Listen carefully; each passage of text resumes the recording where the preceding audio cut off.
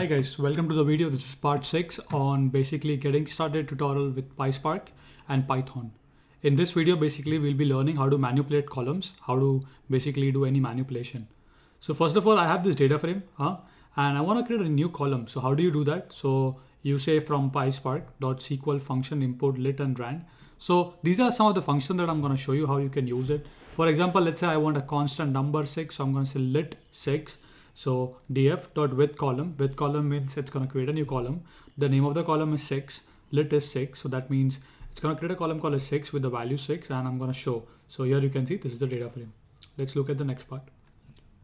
Now we want to do some operations on that. So I can say df.column, divide, create a new column called as divide.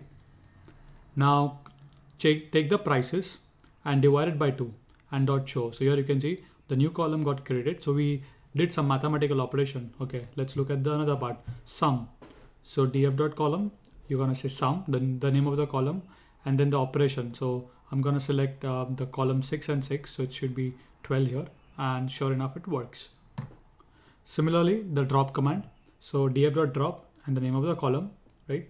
And you would say dot show, so it will basically drop the column. Okay. So these are the basic manipulation techniques that you can use in PySpark. Hope you have enjoyed this quick walkthrough tutorials. If you have any more questions, kindly list your questions in the comments. And these are just the basics I'm telling you, because the advanced manipulation, the aggregation, the group by and all of that is coming in the upcoming tutorials. So this is part 6. See you in part 7. Goodbye.